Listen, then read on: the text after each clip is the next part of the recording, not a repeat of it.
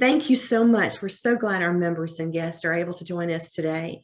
Senior living communities have worked tirelessly this past year and continue to follow guidance to protect their residents and staff from the COVID-19 virus. With, at best, limited federal protections under the PrEP Act and the inability of state executive orders to limit liability, the Florida legislature sprung into action to provide our businesses, including long-term care facilities, COVID-19 liability protections via passage of SB 72. Providers have asked many questions, but most of all, what does this legislation really mean and how does it protect providers? What type of protections are in place now to prevent lawsuits? And what about insurance coverage, rate premiums, and claims coverage? To answer those questions, we put together a rock star panel for you today. We have Clara Clayton, senior claims consultant with Willis Towers Watson, Brian Bursa, founding and administrative partner of Allman Bursa Law, and Jason Hand, vice president of public policy and legal affairs with the Florida Senior Living Association. Tara, Brian, and Jason were instrumental in ensuring that our senior living communities were in the minds of the Florida legislature as they considered COVID liability protections this year. Tara was engaged with Jason throughout the entire year, and Brian and Kirsten, Brian's wife, were able to travel up to Tallahassee and speak to the committees about how to invalidate several of the trial bar's claims about the bill. I know Jason was very relieved to have both Tara and Brian help and ensure the legislators had our community backs. So with that, I'm going to turn it over to Jason. Thank you, Gail. And you're absolutely right. We do have a great webinar today. And with that, what we're going to go ahead and do is turn it over to Tara to set the stage and give us a landscape of how things were looking before this legislation. And Tara, I'm going to share my screen since we lost Sherry and run through the slides for you, okay? Awesome, thank you. Thank you everyone for today. As Gail said, I know the Florida Senior Living Association and several of the individuals that they've been working with, Brian and myself included, very active in pushing for these protections. And so, Jason, if you can go to the next slide after that.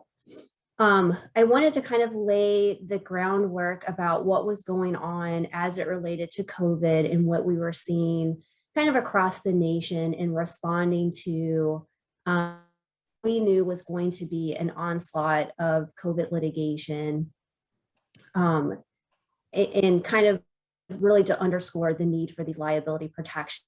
Jason and Brian are going to go into detail on. So this slide here, this is from a couple of days ago. This is the COVID-19 data and surveillance dashboard in Florida. And every day you can go on and get updated statistics. And it's showing the total number of cases, it's showing the positive residents, the hospitalizations, and the importance of this dashboard, our perspective is showing that this is not just data and information that the public, that our residents are having access to, our family members and staff members are having access to, but the plaintiff's bar and the public at whole has this information. And kind of to show just how different these COVID claims really can be when it comes into litigation, is this is information that's not normally readily available to the plaintiff's bar, but they have this information easily at their fingertips. Jason, if you can go to the next slide. So, what we were seeing kind of very early on, I know from a state by state and national perspective, we were heavily involved in following not just claims, but efforts on liability protections, because we saw very early on kind of the circling of the wagon, so to speak, advertisements related to COVID-19 litigation. And this slide here references, there was a study done by the American Tort Reform Association regarding COVID-19 legal services television advertising. And they tracked the advertising dollars spent between the time period of March and December of 2020. And you can see, we pulled out the statistics specific to Florida. It was published in February of 2021. Again, this was the March to December 2020 time period. And Florida accounted for nearly 20% of all of the legal services television ads mentioning either COVID-19 or the coronavirus that was airing during that time period. And the study estimated that the television advertising spending in just the state of Florida was just slightly over $6.6 million. So again, the plaintiff's bar statements that they may have been saying to the contrary, and statements that we're hearing in every single state to the different state Senate and state Congress that there's no COVID suits, there's no issue. It was very clear from the advertisements that this was an area that the plaintiff's bar was seeing as opportunity to bring these COVID claims. And then Jason, if you can go to the next slide to break down a little bit further into the Florida media markets. The first slide shows, or the first part of the slide shows kind of just a breakdown within Florida, the number of ads in some of the different markets. And you can see where Orlando and Tampa, heavy advertisement, Miami and Tallahassee, Jacksonville and West Palm Beach, not too far behind, and the number of advertisements that were being aired in this study. And then behind it, and I think Brian's got a slide that shows the website a little more clearly, but we have the number one sponsor of the advertisements was the law firm of Morgan & Morgan. And I'm sure, unfortunately, most on this call are familiar with this law firm. And you can see even recently they've updated their website. And originally it was just talking about negligence related to COVID-19 and long-term care. They've now updated their website really to show all of the ways that they can help the public in bringing a COVID-19 lawsuit, be it related to employees, businesses, nursing home, senior living, etc. So again, while the statements may have been, we're not suits, it was very clear that that was not the intention. I know I was tracking different websites across the country, and I recall seeing one firm who had actually an all red. At this time, unfortunately, we cannot take in any more, we can't take on any new clients because they were completely booked as it related to COVID-19. So we knew the claims were coming. We were already starting to see lawsuits being filed. And then if you can go to the next slide. It was very clear that we needed protections in place to protect our heroes that were really stepping up and protecting the most vulnerable population in this unprecedented pandemic. You can see here very early on, this was in April of 2020. Again, we saw very quickly the writing on the wall related to COVID claims and what the plaintiff's bar was doing. So there was already pushes asking the governor to do an executive order. We had seen that in other states. New York was one of the first states that issued an executive order. Illinois was not far behind, and a couple other states began to follow in issuing executive orders that contained some form of liability protections to protect against these COVID lawsuits. Unfortunately, in Florida, based on the laws and the authority that's granted or not granted to the governor, Governor DeSantis said he didn't feel he had the constitutional authority to issue an executive order containing these liability protections. And there was concerns that if he did, it would be immediately attacked for a lack of constitutional ability on his part. And so his comment and his push was this really needs to come from the legislative body. So once the session started back up, that's when Florida Senior Living Associations and others really started pushing to educate the legislative body on just how important these protections were and are for our senior living providers, and giving examples of how other states were responding in kind.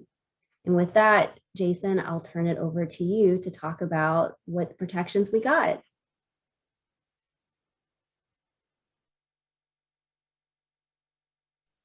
All right, thank you for that, Tara. Yes, so that gets us to Florida's COVID legislation.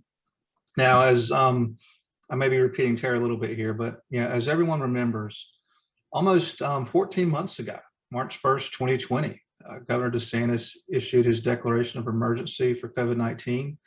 By that time, or by the time the Florida's legislative session ended, That was 19 days later. DEM had already issued an emergency order restricting access to long-term care facilities. So it's been that long for everybody. We all knew we were in for a rough time. And that was just for operating our senior living communities. Equally, if not more dreaded, was what we all knew would happen next. The lawsuits. Before COVID hit, I'll tell you, lawsuit abuse was going to be our #1 priority for the 2021 legislative session. COVID quickly derailed those plans, leading to COVID liability protections being Florida Senior Living Associations, if not every businesses in Florida, the new #1 priority.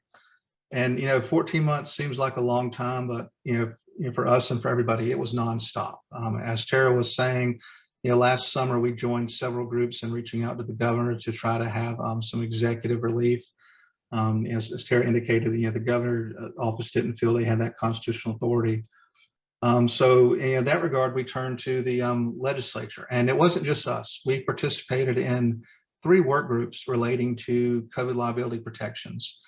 The first one was what's known as the Reset Work Group. That was hosted by many industries, Associated Industries of Florida, the Florida Retail Federation, National Federation of Independent Businesses, the Florida Restaurant and Lodging Association.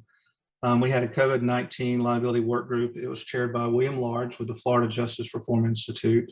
William was very instrumental in fighting for these protections. We were invited to join that work group in early May, and we diligently participated in them with that work group throughout the summer. We also participated in a healthcare provider work group, and this was unique in that it was a broad-based healthcare work group. And honestly, that was relatively unprecedented. It was a consensus voice of the whole healthcare community. And we came together to anticipate ways that the trial bar might try to nullify the effects of the COVID-19 liability protection efforts and prevent that from happening. Our third work group was a long-term care facility work group. And this work group consisted of the statewide associations you're probably very familiar with, us here at Florida Senior Living Association, Florida Healthcare Association, Leading Age, and FALA. So between the 3, we had all the businesses, healthcare, and long-term care facilities. And we worked with all 3 work groups to troubleshoot issues, reviews proposed draft language from various sources. For example, one of the early initial rumors we heard was that they may link COVID liability protections to full compliance with our long-term care facility generator requirements. It was also during this time that we learned about the potential for 2 COVID-19 liability protection bills, one for businesses and a separate one for healthcare providers. The latter one would have included our assisted living communities. Now, having 2 bills, while it initially gave us pause, it did allow the legislature to bifurcate the healthcare programs from the general business community. And this enabled the legislators, healthcare experts to take a closer look at the complexities and nuances that exist in our field. And then towards the end of the bill's journey, combine them together. However, having this 2-bill process did make things quite complex, especially with the COVID precautions that the legislature has been taking throughout session. So in between tracking bills, testifying in the Civic Center for the Senate, having to sign up and testify in person for the House, not being able to meet anywhere in the Senate, and in a meeting in a very limited manner in the House, it made for a lot of phone calls, a lot of Zoom meetings, being lucky enough to catch someone outside of the Capitol. We also had to fight off many unfriendly amendments. At every committee stop, we had multiple amendments designed to essentially gut these bills. And on top of that, obviously the trial bar was opposed to the bill. So they had numerous people at every committee meeting speaking in opposition to the bill. So FSLA, we had to work with everyone to develop a strategy to have defense attorneys such as Brian, Kirsten, and Robin come and testify to refute the erroneous claims that the trial attorneys were making. Now, this was very, very helpful because A, we had defense attorneys fighting against trial attorneys or rebutting their arguments. This freed up associations like Florida Senior Living Association to speak to the policy implications and the need for the bill. So for example, our 4 corners, so to speak, that we tried to hammer home every opportunity was that, first of all, our high quality and affordable senior living options are one of the primary reasons people choose to retire here in Florida. Secondly, we wanted to make sure everyone was aware, because not many were, that for many years, we've had a rule in place that prohibits seniors with communicable diseases from being admitted or having residency in ALFs. This is because ALFs, as we all know, they're not intended, they're not designed, licensed, or operated to house residents with communicable diseases. The third corner was, however, because of the COVID pandemic, many of our communities did just that over the last year, and that was at the state's direction. We were told follow the federal guidance, and we all did the best we could with what we had.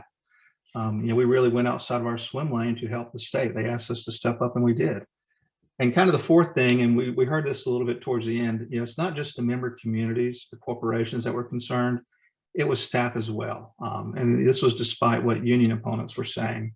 We heard that our staff were concerned. When a resident gets sick and was sent to the hospital, they're wondering what's going to happen.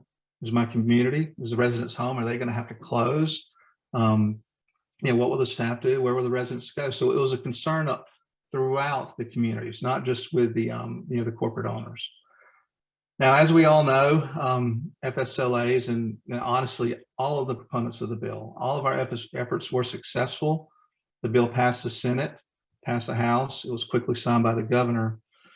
So what we're going to do, we're going to take a quick look at what actually became law. So I have a side-by-side set up here that I'm going to run through with you. I'm going to run through it at a relatively high level, so you can see on the two provisions of statute what apply to businesses and what apply to healthcare providers. Now, initially, just FYI, on the business side, that's going to include independent living, and on the healthcare provider side, that's going to include assisted living and nursing homes. But after we go through a high level, we'll turn it over to Brian and let him really kind of talk about, when the rubber meets the road in the real world, what does this mean for you?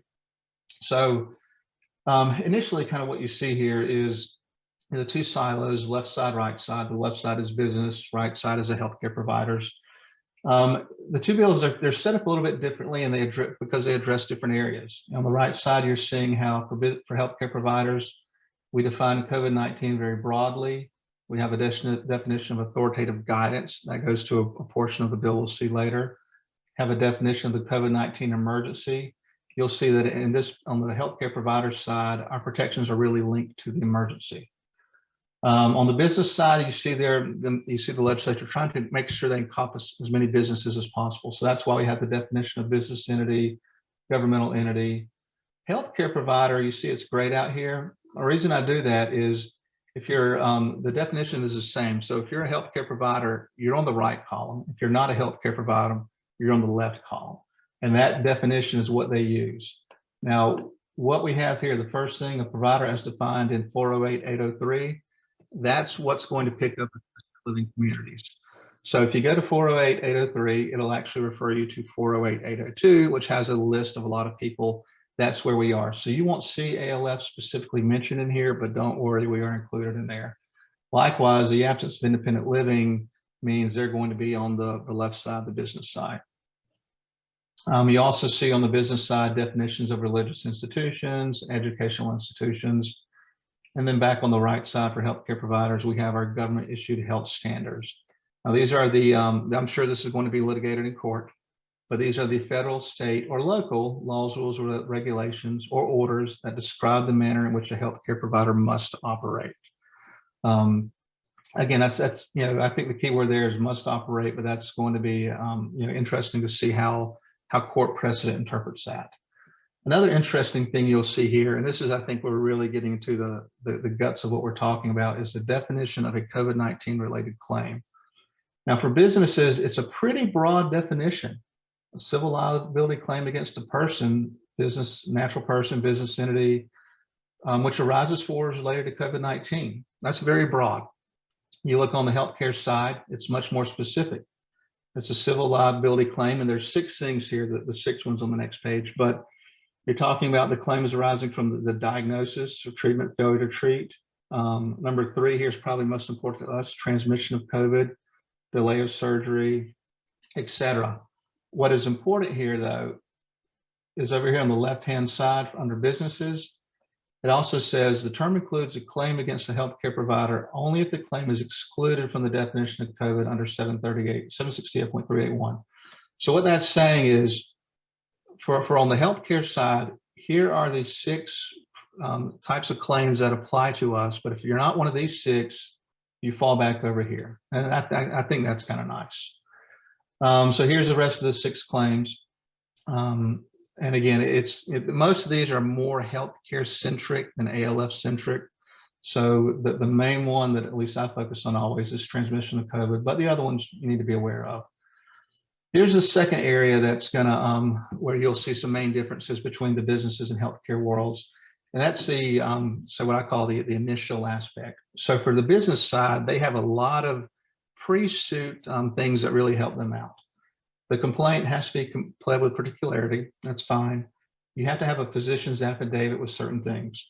And initially what a court has to do as soon as they get started, they have to ask themselves, do you have the pleading and do you meet the affidavit requirements? If not, the lawsuit's out. The second thing they look at is, did the defendant make a good faith effort to substantially comply with authoritative or controlling guidance? There's a process through here, but basically if you made a good faith effort, you're immune from liability. So that's going to be some of the upfront pre-suit stuff. Now that's on the business side. What you don't see this on the healthcare side. You'll see something else later on, but there is some help here. The complaint has to be pled with particularity, so that's different. That's more particularity than you see on the business side.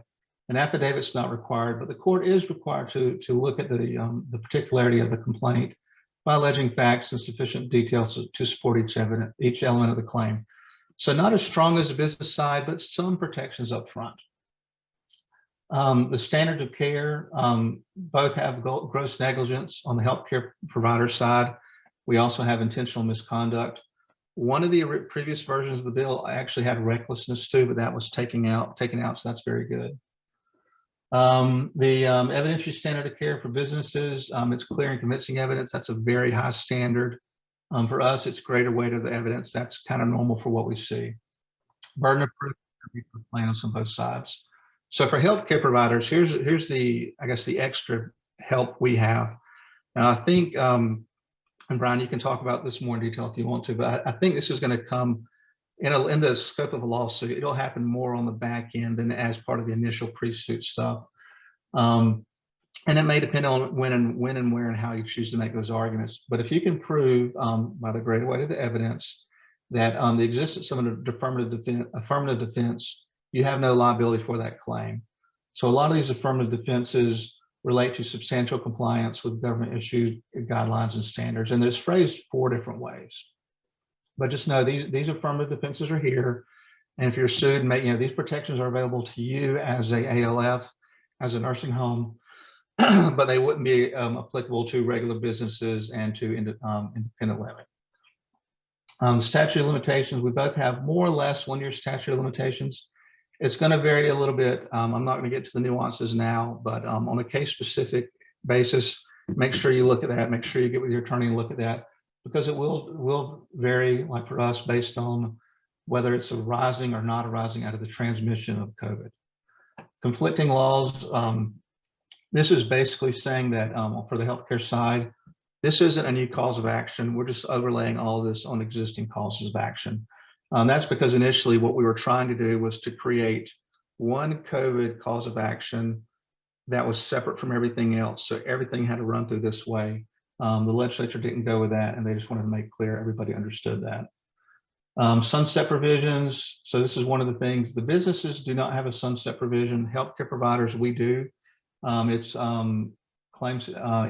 This applies to claims that have accrued before the effective date and within 1 year after the effective date. So a year from now, for us, for healthcare providers, unless we get the legislature to renew it, the healthcare provider will no longer apply. So this is something we're going to have to look at over the next year, see how the cases look, see how the trends look, see how the vaccinations work, and see whether or not we'll have to be back here next year for healthcare providers. The rest of the stuff here is severability language. It's just standard language saying as part of the bill goes down, the whole bill doesn't go down. It applies to both. It also, what applies to both, the act is retroactive, but it does not apply to civil actions commenced before the effective date of the act, which was March 29, 2021. So that's something you'll want to look at too. So that's kind of a high level overview. What I'm going to do now, I'm going to turn it over to Brian to kind of go into more detail about his the information he has, and kind of hopefully give an example how what this is really going to play out and what it really means to our providers. So, Brian, take it away, sir. Okay. Good morning, everybody. Kirsten was supposed to join me today, but she has an arbitration on Monday, so she literally in deposition every day this week. So she sends her regrets, and I will do my best to talk for both of us. And it is our pleasure to be here with Tara and Jason, so appreciate it. I'm going to, first couple slides, I know that Tara went through. Let's see now. Do I have control of this? I'm not. You might not. When we lost Sherry, I put it back up. So just tell me when to scroll through and I'll go through them for you. Okay. Yeah. Next slide, Jason. So yeah, I found this, how time has changed, third week of January of last year, and the first reports were coming to the US, and you had your first, just a couple instances of it. And how far it's come since then. You're looking at the numbers that Tara showed. It's really mind-boggling. We've done several investigations for different clients that have had outbreaks through the months, and also we've done a handful of webinars for litigation prevention and planning for these types of cases that are upcoming. And it was always interesting looking back at those through the months, how the numbers have changed. And it really is remarkable how it has just, none of us have experienced a pandemic like this, obviously, in our lifetimes. It just, the numbers are stunning. And with global travel, how it's just really reached every far corner of the earth. Next slide, Jason. So yeah, so I threw this one up here just because I'm looking at the numbers. We're number one still for cases and deaths. But then I see the numbers for Russia and China, and quite frankly, I just don't trust those numbers. I don't trust that China only has a 90,000. We're only as good as the information that comes to us. But next slide, please. That was covered by Terry. Yeah, next slide, Jason. Now, this one is actually, the U.S. has made a comeback in terms of the vaccinations. If you look at it worldwide, 525 million people have had one dose, which is only 7% of the world population, and 217 million have been fully vaccinated worldwide, which is 3%. And then you look at the U.S. and we've had 134 million have one dose. So we are doing far and away better than the rest of the world in our vaccination program. And it's kudos to everybody at the federal and the state levels across the country. That's 41% of our countries had one dose, and 87 million or 27% are fully vaccinated. And I'm one of them. I'm certainly fully supportive of this. And I know that our facilities have had some challenges in getting staff to get vaccinated. I don't know what the latest numbers. I remember a month or two ago, it was about 35% was the nationwide average. I think that may have creeped up. The little setback with the Johnson & Johnson side effects, unfortunately, I think it might have a negative impact, but the more we get vaccinated, the better, of course. Next, please. So just a little anti-vaccine humor. Next.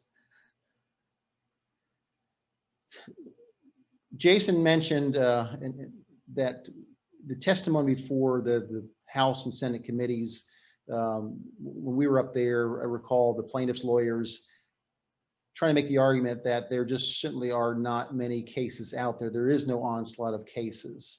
And the problem with that argument is that so many of them right now are not in the public record stage, where I know between the four major long-term care and senior living associations, there are hundreds of cases that are in the investigation stage or records request, insurance request stage, or if they're in the notice of intent stage, which we call the pre-suit stage, that is not a public record. So that is not going to be known to the general public.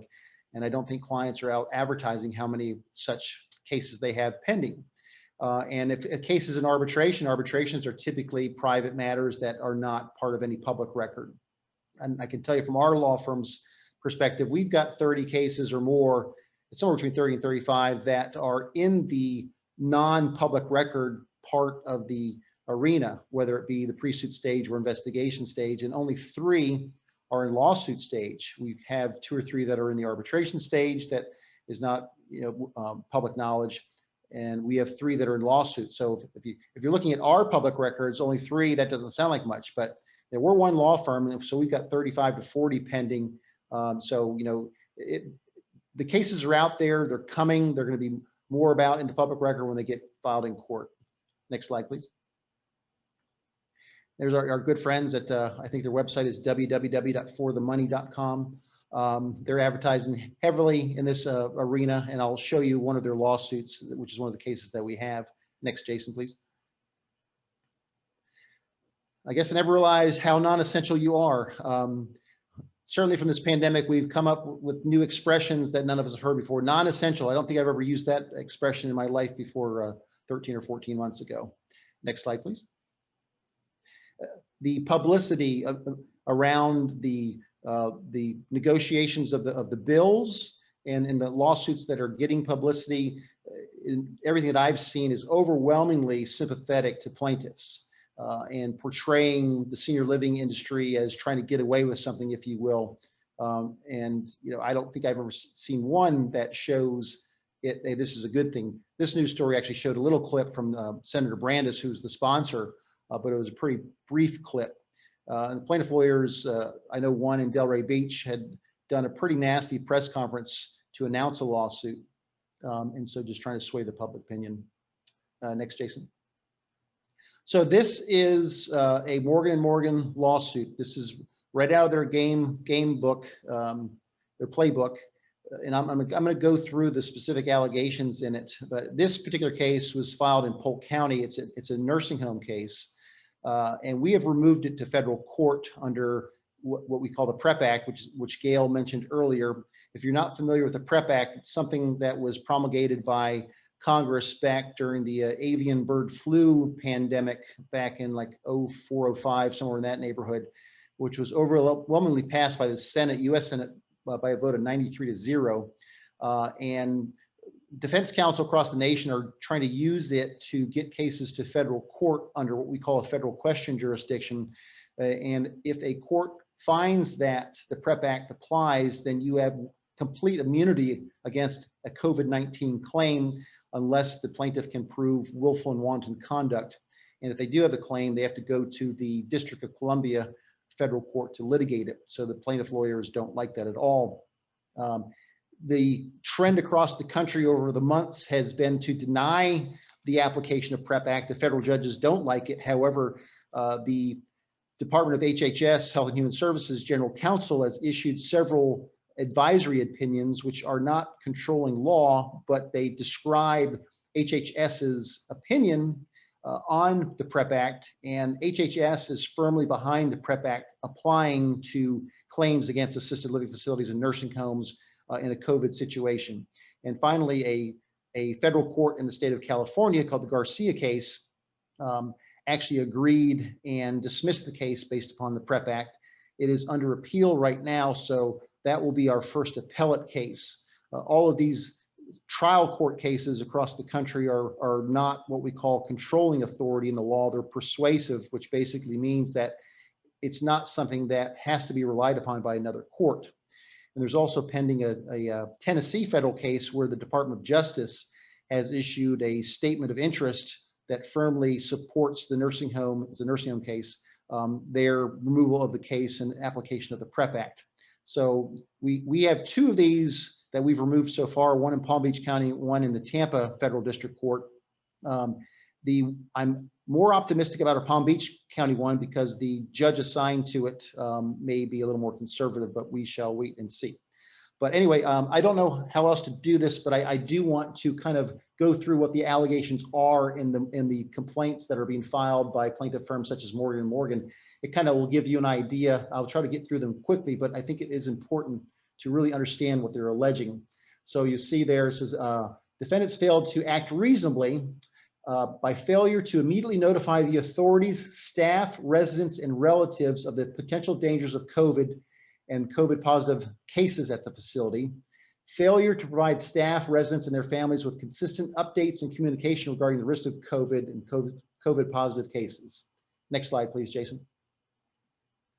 A failure to prevent asymptomatic staff who had been exposed to COVID from continuing to work at the facility and interacting with residents, failure to be forthcoming and adequately share information with family and employees and relatives regarding an outbreak, failure to implement an adequate emergency preparedness and response program to keep residents safe from emerging infections such as COVID, failure to implement an adequate system for preventing, identifying, reporting, investigating, and controlling infections, failure to have adequate management oversight of that program, failure to do adequate testing for COVID once testing was available, failure to keep symptomatic residents quarantined from the population, failure to have adequate procedures in place in which to quarantine asymptomatic residents, failure to provide adequate staff in number and training, that's a typical allegation, failure to supply proper masks, gowns, and other PPE, in causing staff members to resort to providing their own homemade facial coverings, failure to implement widespread safety precautions, such as having available adequate staff and equipment so as to prevent the risk of injury or death because of the pandemic, failure to follow and or adhere to standards and protocols set out by the CDC and other state and local authorities, failure to comply with the facility's own policies and procedures regarding infection control, and failure to implement safety protocols such as disinfecting many common areas, that's a housekeeping issue, failure to increase the frequency and rigor of cleaning and sanitizing common community areas, another housekeeping issue. Next slide, Jason, please. Failure to provide the basic cleaning practices pursuant to the resident's contract, and failure to follow federal guidelines.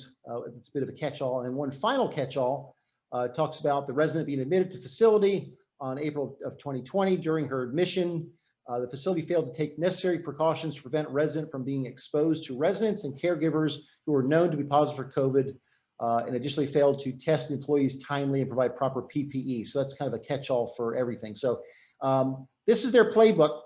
And so now our job when we get this is to have to defend each and one of those allegations as a whole. Next, please, Jason. And here's discovery that went along with that. This is an interrogatory. Please describe what system you had in place during the residency of preventing and reporting, investigating infections. Next, Jason. Please describe what system you had in place during the residency of this resident for reporting incidents identified under the Infection Prevention and Control Program. Please identify each infection prevention preventionists, which I love that word, who were responsible. So they're looking for the names of people that were responsible for this program. Next, Jason. Now, and this is their request for production of documents where they're asking for a floor plan. What did the COVID wing look like? Provide copies of any of the assessments and systems that were in place. Again, asking for copies of policies and procedures on the infection control, and a list of rooms that were infected during this particular mission. So that's what we're up against in this case. Next, Jason, please. And again, more asking for what do we do? Communications regarding state and federal agencies with their COVID protocols and what preparedness plans that we had. Next, Jason. So meanwhile, those guidance, rules, and regulations that we're seeing out there, by my last count, there were literally over 340 different laws, rules, regulations, and guidance that have been out since the pandemic. So it is truly information overload. And what we're going to get into is harnessing that information as part of the defense, which is going to be the number one way to battle these cases. Next, please. So here are some of the topics that we'll be going through here. I do want to leave a few minutes left over at the end for questions and answers. Next, Jason. So again, monitoring this, I know the information has slowed a bit, but it is still coming in. And we gave a presentation for Florida Senior Living last year on the front end of the pandemic about, this is what you should be doing to make sure that you are memorializing everything that you're doing. And that was all in the theoretical stage. And now all of this is coming to fruition. Some of these slides we actually used last year, but they are 100% on point for where we're at in now dealing with the lawsuits. The information overload from these various agencies, it's mind-boggling if you look back at it. So being organized with it is going to be critical. Next slide, please. it is a fluid situation. There was a time when the conference calls were daily. There were, the webinars like this are continuing, which is good. Education is key. Education and knowledge is power. And I wish, quite honestly, that I'd bought Zoom stock before this pandemic. I think I'd be a rich man now. Some people think this whole pandemic was a conspiracy by Zoom, but I don't know about that. But I know I receive daily emails from various organizations that are tracking this. And again, it's just the harnessing of this information that is going to be used for our defense. Next, Jason.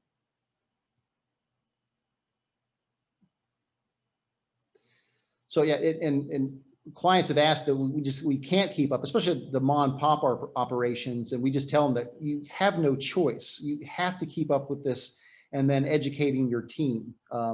And we've had many a situation where there's excellent information coming from corporate that is monitoring the different rules and guidance that are coming down and getting it to the facility management. But then the dissemination to the frontline caregivers is where the information is lacking. I'll talk about this a little later, but including your non-caregiving staff, such as maintenance and housekeeping, because the key to any good defense is really a well-rounded group of witnesses to testify, from your nurses and CNAs, to your administrator, to your housekeeping, to your maintenance folks. Everyone that's involved just shows like a true totality of the circumstances is what you need to show that you had. And Jason went over in terms of the law, substantial compliance, that's the buzzword. And having the documentation to back that up is going to be critical. Next, Jason.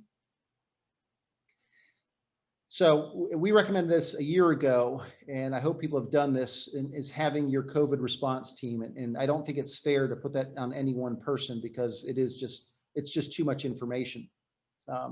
And again, the information has to be organized, and what we are calling a COVID journal. You can call it whatever you want, but it should have multiple subparts of all of the different rules and regulations and guidance that are coming out, the in-services that you're doing, and documenting, and it should be chronologically stored in there. And it's something there, it should, in our opinion, be both a hard copy and stored electronically, because this will be your evidence. Because when you get into court, each side is going to have paid experts.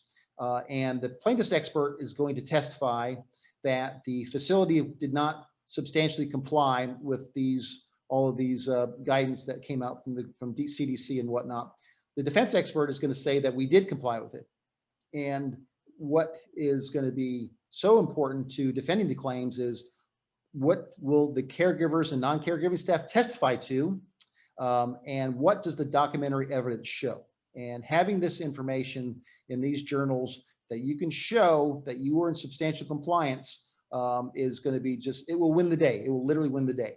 And especially when you've got a standard of gross negligence or willful conduct under this bill, makes these claims very defensible if we are organized. Next, Jason, please.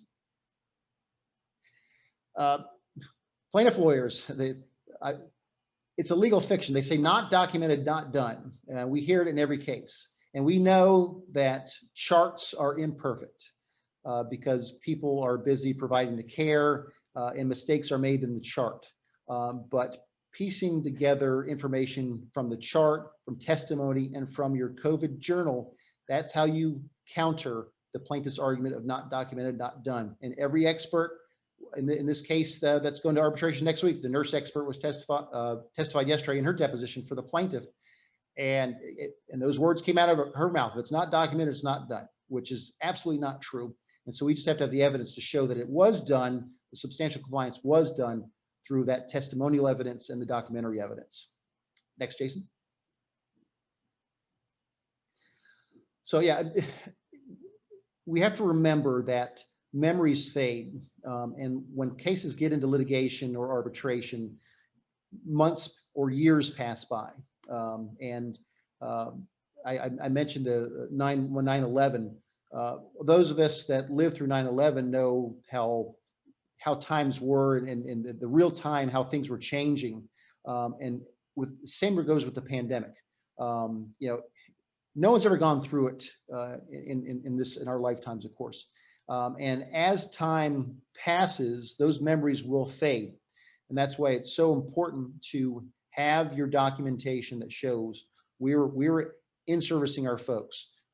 They were attending it. They were signing off. We can show that they know they were what they were supposed to do, and they were doing it.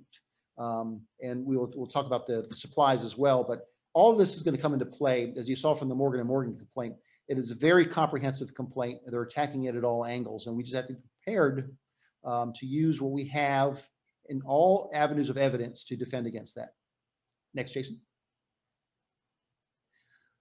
So yes, your QA journal, it's going to be what we will use to tell your story. And two of the cases that we have, thankfully our clients do have nicely organized journals, and it is now multiple volumes because of all of the information that has flowed in. They literally have kept all 340 directives from the various levels of government authority that are telling us what to do.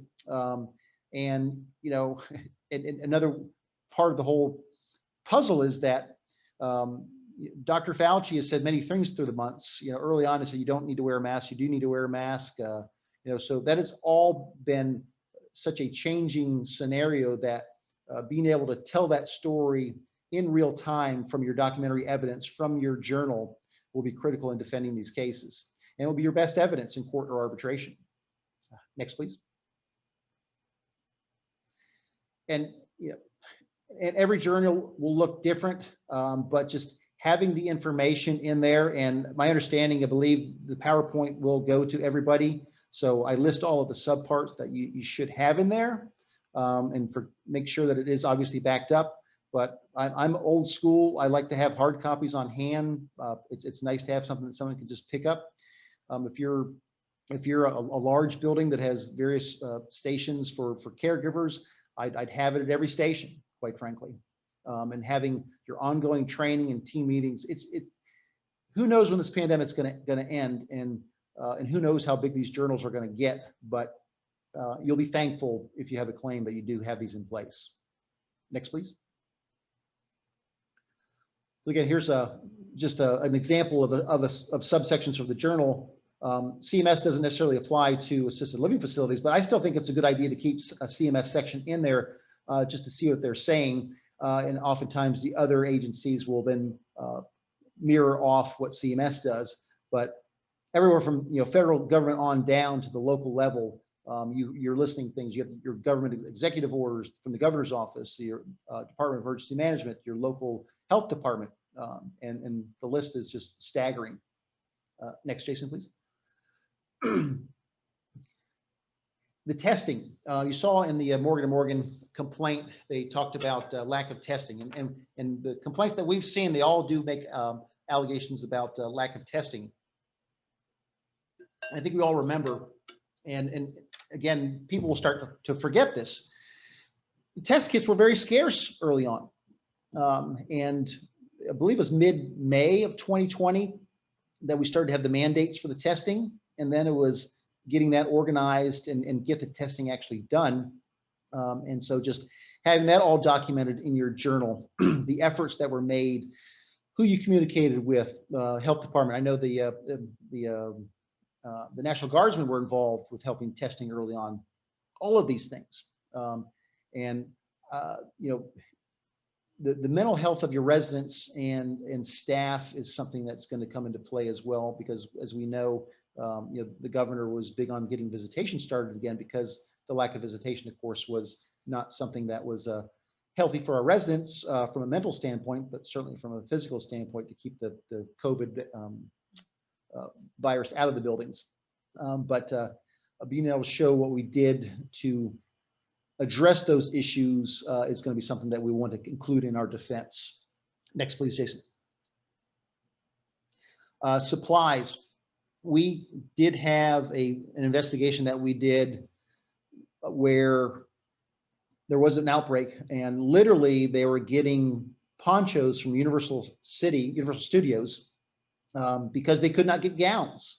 And that was also, it was a pretty large campus where you had caregivers chipping in where they were making masks because they weren't available.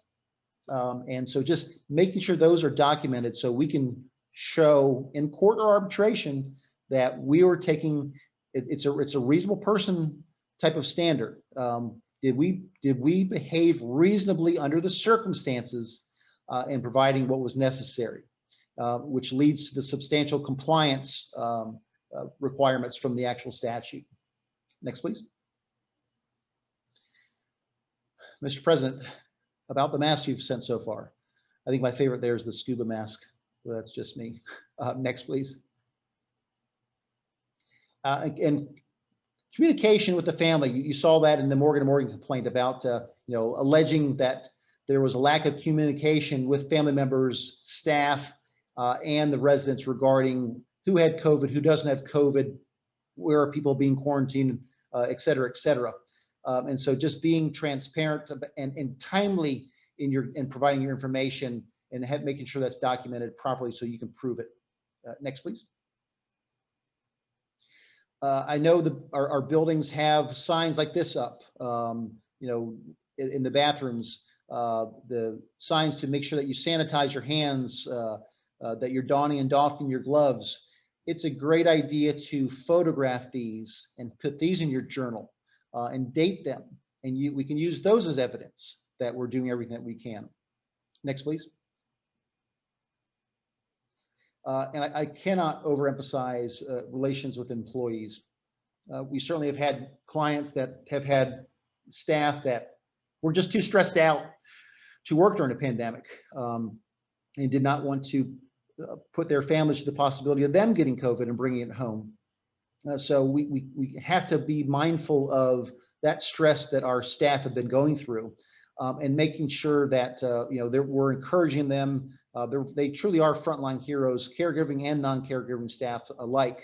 And I can tell you, the Morgans of the world will be targeting former employees to try to get to them, to try to turn them, to make them hostile witnesses. That's why it's critical for your defense counsel to contact former employees if you do have a claim, to interview them and make sure that they are going to testify favorably for us in any kind of a defense.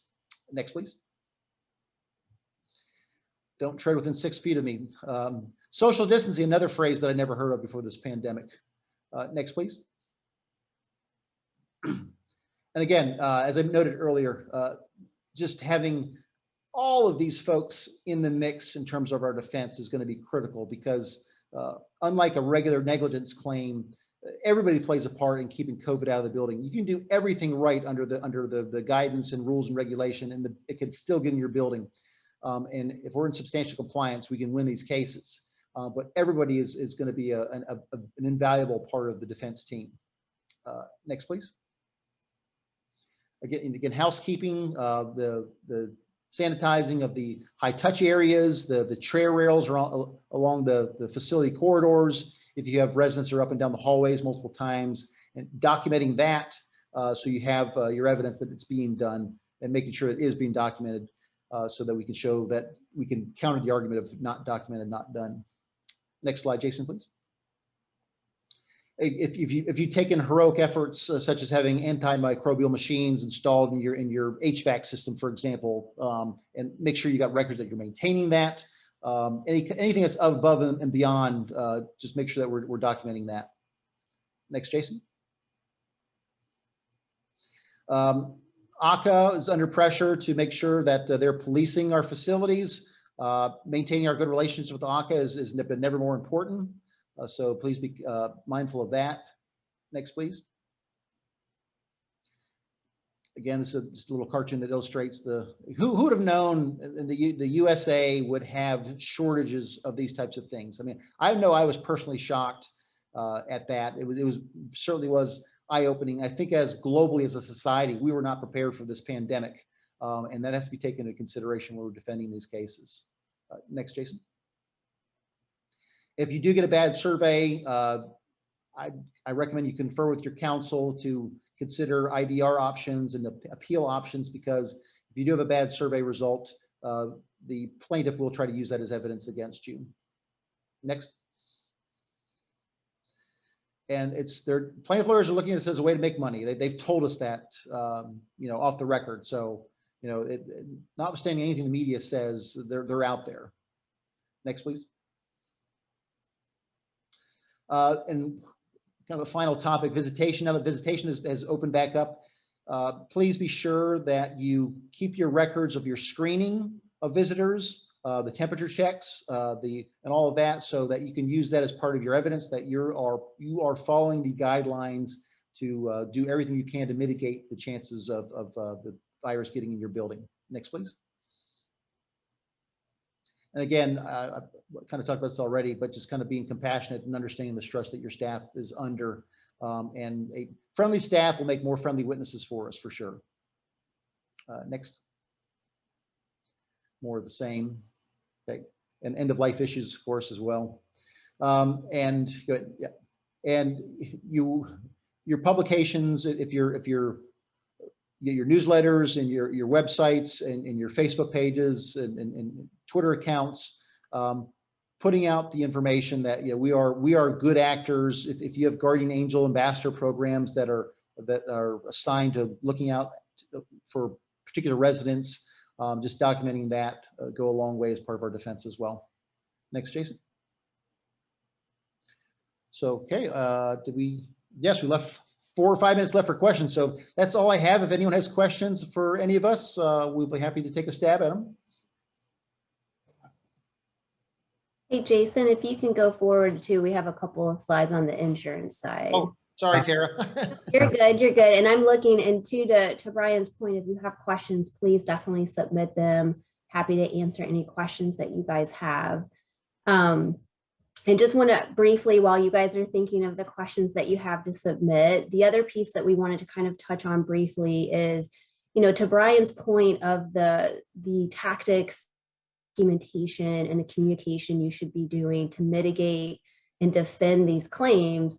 I think the other important part of that is you also want to be able to try to mitigate future claims coming in. And part of that reason, very early on, when the pandemic started, we talked about the circling of the plaintiff's bar. The other thing that we saw was the insurance carrier response. And a lot of the response that we saw and we continue to see is around the uncertainty of what these COVID-19 claims, what are they going to look like? What's the volume of these claims going to be, and just how expensive and the severity of the claims. So adding COVID-19, we were already in what I would call a hard market, which is essentially, it's a difficult insurance market. And I'm sure if any of you all are going through renewal processes, you understand what that means. And COVID-19 was just another factor that added on to that. Part of the response that we saw from the carriers is, at this point in renewals, almost every carrier, with very few exceptions, are adding some type of COVID-19 exclusion. And we're seeing 3 different types of exclusions that fit into this COVID-19 exclusion. One is a more narrow COVID-19. It's an exclusion specifically connected to COVID-19.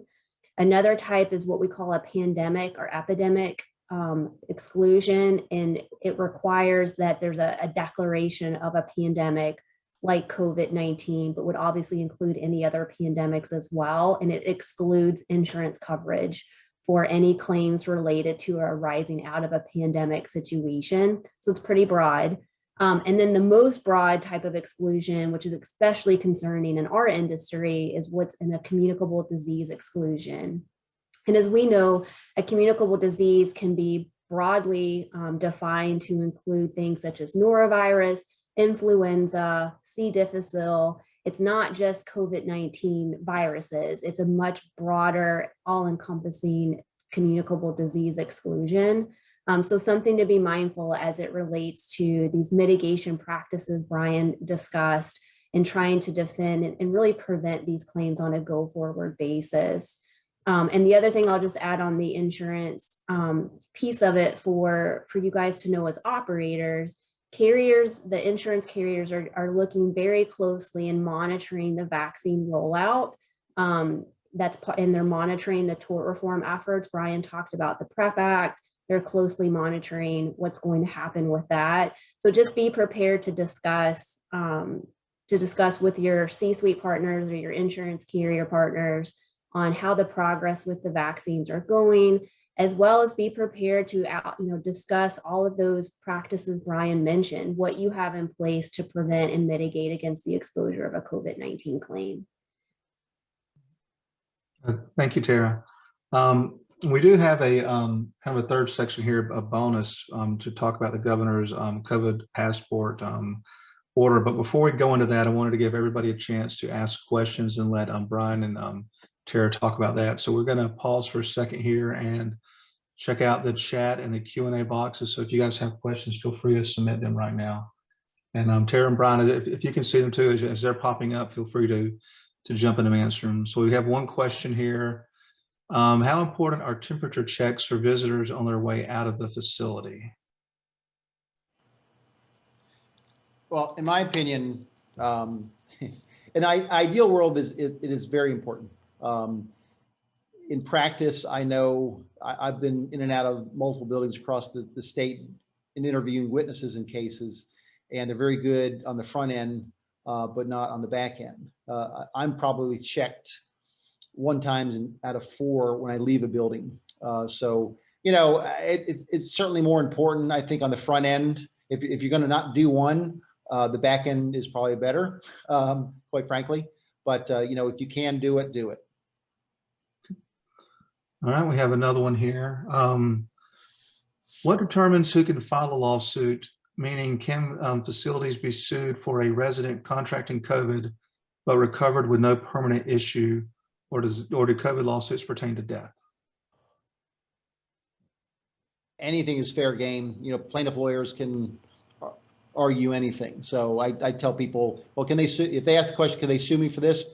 It's America. You can be sued for anything. It doesn't mean they're going to be successful. But yeah, it does not necessarily have to end in death to have a COVID claim, for sure. Yeah. I tell Gail this every now and then. For $167, you can sue me because you don't like the color of my tie. Doesn't mean you're going to win.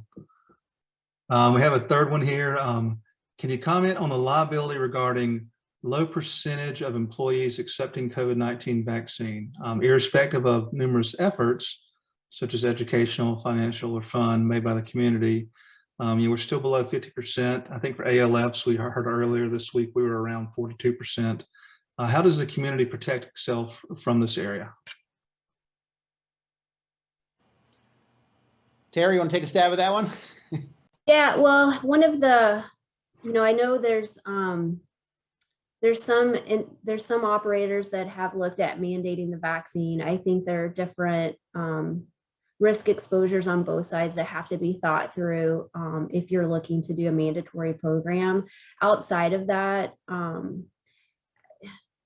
one thing, and Brian, you may have thoughts on this too, but one concern that I have is just kind of monitoring. At some point, you may be in a situation where you're the only community of 5 in the area that doesn't have a mandate program in place. And that could arguably change the standard that would be applied to you in that situation, because it really comes down to the foreseeability question. But I don't think we're at that point yet. So I think it's the importance of documenting the education that you're providing the staff, documenting the opportunities that you have for staff and residents to get the vaccine, and all the other documentation areas that Brian talked about, the temperature checking, all the other processes that you have in place, and then ensuring that they're still complying and following with all the CDC guidelines and any other state and local agency recommendations that have to still be going on, even if they're vaccinated. Those processes can't stop, and we're seeing COVID fatigue kind of stepping in, especially with communities that are getting higher vaccination rates. We still have to follow those processes because if there is an outbreak and you weren't following it, you're going to be dinged for not having done it. Yeah, all excellent points, Tara. And I know we've had at least 2 clients that have paid $50 bonuses to employees who did in fact get vaccinated. And those are nice things that you can show as part of a defense that how you're encouraging your employees to do it. I know most of our clients, if not all, have been reluctant to not to make it mandatory just by the fact that there's a staff shortage. I mean, they can't do that. So it's a troubling scenario, of course. But yeah, documenting your education, showing that the CEO is getting it, the administrator is getting it, those types of things I go a long way, I think. Agreed. We have one more question here. I know we cannot discriminate against employees that do not take the vaccine, but excuse me, but can we have areas in our facility where only vaccinated staff and residents reside? And that may be a bit of a transition into maybe the bonus section here. If you guys want me to kind of go through the governor's executive order on the vaccine passports and then give you guys a minute to think about it, and then we can jump into that and answer any further questions. Is that okay? Sure. Yeah, that works.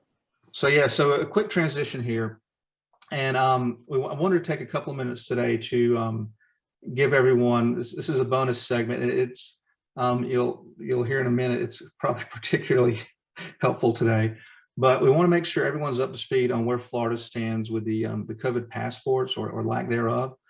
So first of all, on April 2nd, 2021, Governor DeSantis issued Executive Order 2181, and this is titled Prohibited COVID-19 Passports. So for us, there's two sections with key pertinent language. The first one is in section 2, and it says businesses in Florida are prohibited from requiring patrons or customers, remember that term, patrons or customers, to provide any documentation certifying COVID-19 vaccination or post-transmission recovery to gain access to, entry upon, or service from the business. So that's section 2. The other section is section 5, and section 5 says the requirements in this order not to otherwise restrict businesses from instituting COVID-19 screening protocols in accordance with state and federal law to protect public health. So now initially there was some question whether or not this language applied to long-term care facilities. So could ALF require residents to have COVID passports? We spoke with ACA about it, and ACA's position in their interpretation is that this prohibition does apply to residents. So per ACA, the governor's executive order prohibiting passports would apply to residents. Now, again, remember, it's talking about patrons or customers, so it looks like it would not apply to staff. One thing we wanted to point out, though, is if you've been reading the news or been reading Twitter this morning, you've probably seen reports that the governor let the COVID state of emergency expire last night. So that's the entire state of emergency. You'll probably be seeing a lot of that today on social media. What we're hearing from the governor's office, what's been reported on some of the other outlets from early this morning, is that the governor's office has clarified that the deadline for the governor to extend the emergency is today. So it was not last night, it'll be tonight. So per that, the state of emergency still exists. It was likely just a counting error because February only has 28 days. I'm assuming we'll see another extension today, or we'll probably see a big announcement that it's being released. But stay tuned for today. So you will see there's already news articles out there saying that Florida's the COVID emergency is over. The COVID emergency in Florida is over. That would mean all the emergency orders, all that would go away. What we're hearing from the governor's office is that's not the case. The deadline is tonight, not last night. So secondly, aside from the governor's executive order, the legislature is looking to codify that executive order into law, and with one very important exception. So this is Senate Bill 2006. It's passed the Senate. It's on special order calendar in the House. I confess I have not looked at the House to see where they are today, but it creates section 381.00316 pertaining to COVID vaccine documentation. Now, the language largely follows the governor's executive order, except it will contain an exception for healthcare providers. Now, it's defining healthcare providers the same as the liability bill, so it would include ALFs, nursing homes, not include independent living. But we wanted to point that out to you so you're aware that right now there is the governor's passport, or there's the governor's executive order right now that's applicable, that says that ALFs can't require residents to have the COVID passport. But once this legislation passes, presuming it does, and when it becomes law, which I think will be July 1st, then healthcare providers would be exempt from that requirement. So with that, I will just wanted to make sure we wanted to bring that to everybody's attention to make sure they understand the scope of the executive orders and the legislation that is pending. And with that, I'll kind of turn it back over to Brian and Tara to see if you guys have any final thoughts or comments, or see if we have any additional questions. Jason, we do have a couple of extra questions that were in the chat and then another one in the Q&A. If Tara and Brian or you have time to answer. The first one was, can a staff file a workers' comp claim against your business if they caught COVID-19? What should a facility do to avoid the issues like these? I confess I'm not a workers' comp attorney, so I don't want to comment on that. I don't have any experience in workers' comp. Yeah, it's the workers' comp laws and whether or not there's a presumption is going to vary jurisdiction to jurisdiction. So, I mean, my recommendation there, as well as we'll get to the other question with employment counsel and workers' compensation counsel. But as far as what to do to mitigate, again, I can't stress enough the documentation portion of it. You know, if you have vaccination clinics, making it clear what you've had in place, the opportunities staff members had to get vaccinated, what precautions you have in place to prevent the spread. That's all important information that would be utilized by a workers' compensation adjuster in defending the claim. There's another question. Can there be a wage difference or differential for staff who have been vaccinated and those staff who have not, existing in new hires? I would say no. Yeah, again, that's an employment counsel question, but you have to be very cautious in making sure you're not discriminating against, especially there's federal exemptions. Even if you were mandating the vaccine, there's different federal exemptions that have to be applied, and you cannot discriminate against those individuals. So I would be very cautious in doing things that give one category of employees a benefit over a different category of employees. Just a couple more quick questions, and I think anything else we'll have to answer. If you can email it to info@floridaSeniorLiving.org, that would be great. Leanne asked, I know we cannot discriminate against employees that do not take the vaccine, but can we have areas in our facility where only vaccinated staff and residents reside? Yeah, that's an interesting question. My off the cuff remark is that you know, as long as someone it's not adversely affecting their employment there, from an employment perspective, I don't think there's an issue with that. Again, I'm not an employment specialist, but that's my gut on it. I would certainly defer to employment counsel for a more thorough answer. And with regard to the residents, I mean, I don't see anything wrong with that in terms of, I think it's a great idea. I think it would encourage more people to get vaccinated too. Tara, what do you think? Yeah, I mean, again, I would run it past employment counsel because there are some nuances with the discrimination piece. But my thought is this is to protect the health and safety and well-being of other residents and staff members in the community. So you're just taking extra precautions for those who elected their choice not to get the vaccine. They're still permitted to work. They're still permitted to do other things. It's just we have different sections set up for the protection of others in the building. But I would bounce that off of employment counsel just to make sure. I think employees that are vaccinated should get better parking spaces. That's a joke. Yep. Yeah. There's one more. I heard that the governor's order regarding passports only applies to businesses that accept state funds. Is that true? I got that one for you guys.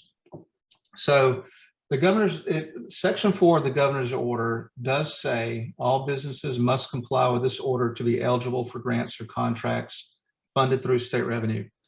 I would caution people not to interpret that to limit the applicability of the order only to entities that have grants or contracts funded through state revenue.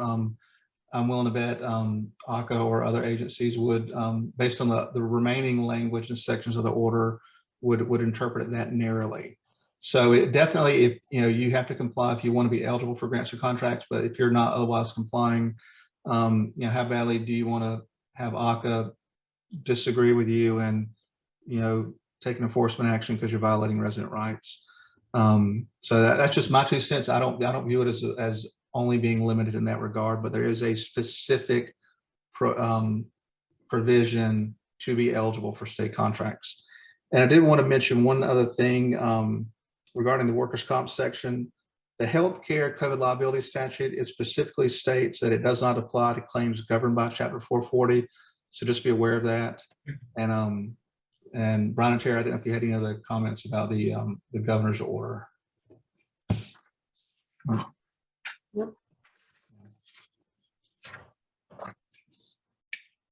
And with that, Gail, I think we'll turn it over to you to send us home. Okay, great. Well, thank you everyone for attending our webinar today.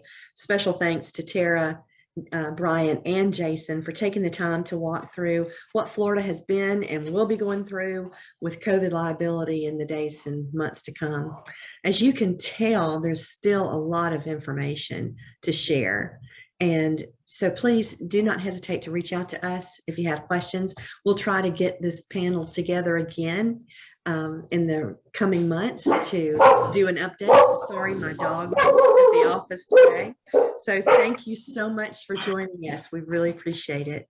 Have a great day, everybody. Goodbye, everybody. Thank you. Thank you for attending. We'll be sending the PowerPoint out as well as a live recording. All for right. you.